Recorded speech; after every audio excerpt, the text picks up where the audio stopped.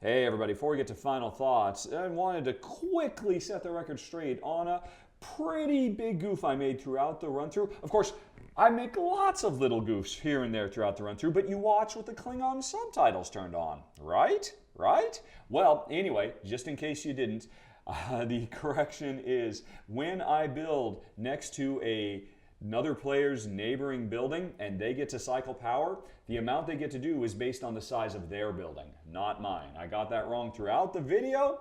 My apologies. Again, watch with the Klingon subtitles turned on and you'll never go wrong.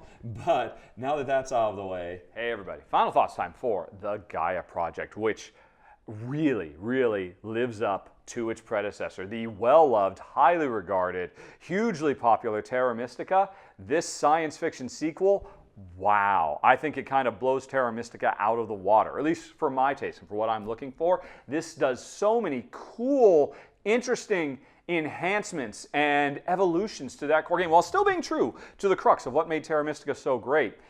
This thing is just, for my money, hands down better. You know, the production, well, maybe some people won't like the cool molded plastic pieces, but for my money, it looks so much better than just, you know, wooden cubes and little wooden houses. To have all these neat science fiction buildings and whatnot that fill up the board, it really has a great look. But all of that aside, the gameplay is so sharp.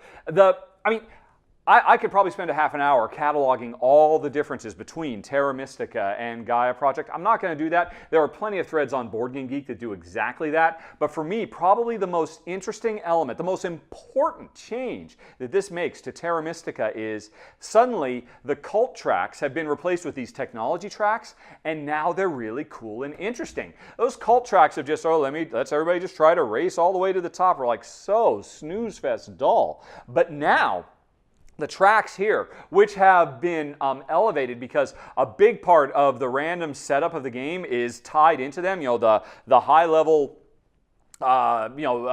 secret limited, the advanced technologies you can only get by working your way up. But every step of the way that you work your way up in these, you're getting more and more cool rewards for climbing your way up. It makes them very exciting. Terra Mystica, you can have the majority of your focus be trying to climb those tracks, but man, what a slog.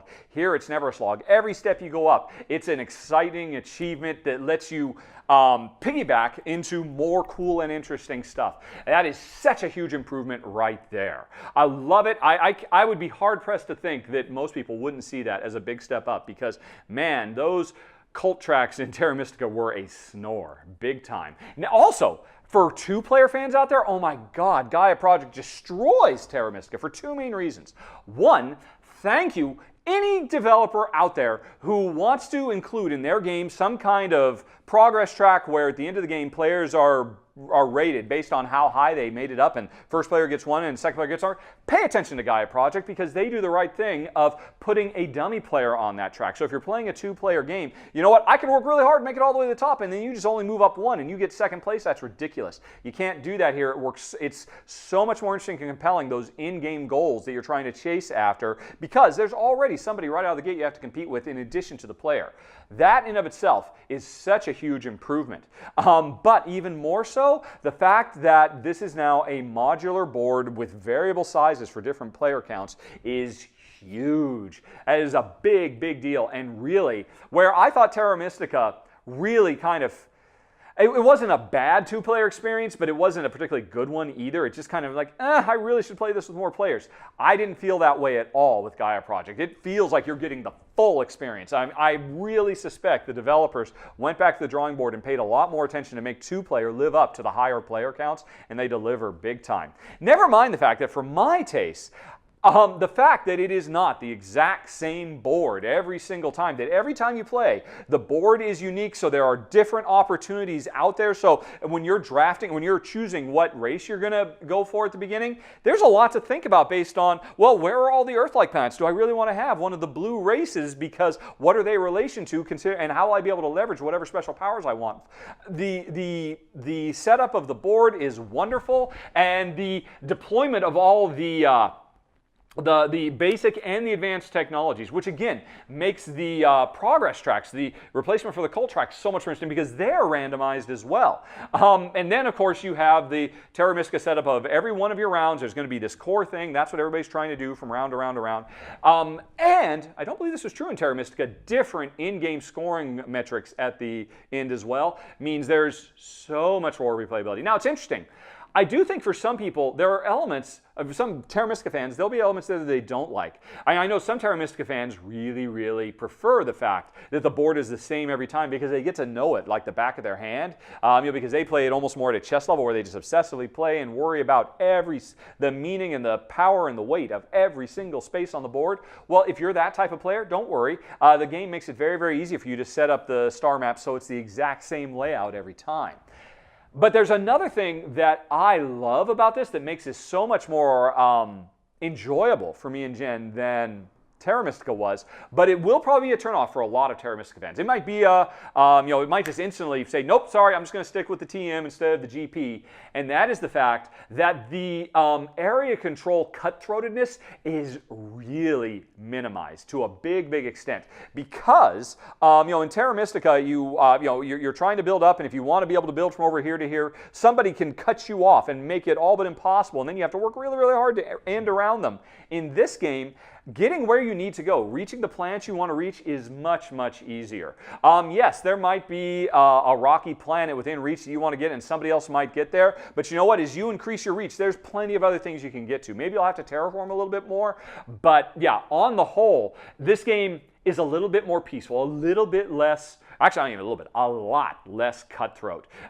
Because, a big, big part of what Terra Mystica is all about is players want to be adjacent to each other, be neighboring, so that they can get those benefits from being next to other players.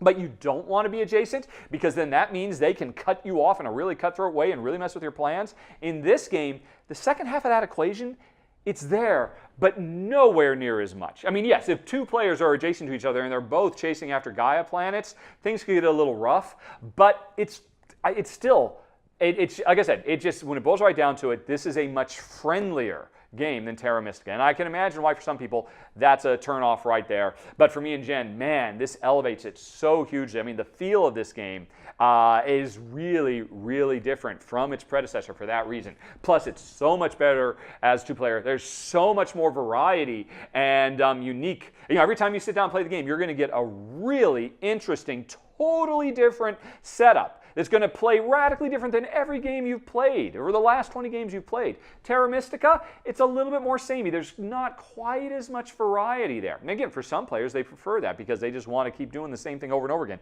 and try to hone that strategy. But for me and Jen, we always want to see something completely new and different, and this game delivers that hugely. Big improvements in every measurable way for our taste. For some players, maybe a few backsteps, no cutthroatedness, etc., etc.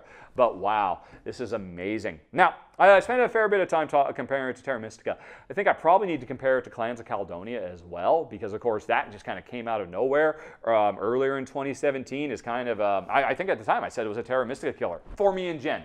A lot of people said, oh, you thought, no, I'm not saying across the board. Terra Mystica definitely has its strengths, but for me and Jen, we preferred Clans of Caledonia more. This versus Clans of Caledonia, I'm still going to go with Caledonia not because of the quality. I would say, objectively, this is the superior design. This clearly benefits from years of development and years of feedback from the hundreds of thousands of plays that Terra Mystica has gone through, and all that's collated into just about perfection when it boils right down to it. But for us, Clans of Caledonia, one, it's physically smaller and it takes about half of the time. For us, that's a big deal. This is still a big, sprawling, epic game. Even at two players, this is a much bigger, there's a much bigger commitment. It is also heavier. If anything, I would say this is maybe even heavier than Terra Mystica. Maybe not. Well, it comes down to, again, it depends on how cutthroat you were.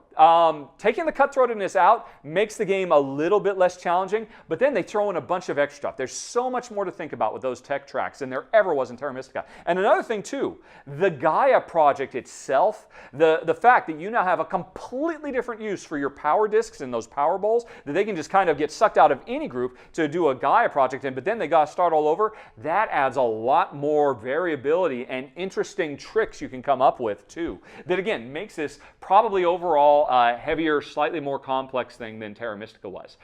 And it's interesting.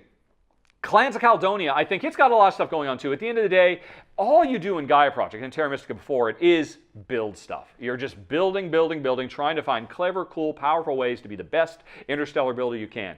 I think we still prefer Clans of Caledonia where, yeah, not only do you build stuff, but you produce stuff and you convert stuff into other stuff and then you sell stuff. The fact that you've got cows who are making milk and Jen and I get pulled into the theme there more because we feel like, hey, after we built the thing, now we get to use it. Here, you build the thing for the sole purpose of being able to build more and more and more. That was true for Terra Mystica. That's true for this.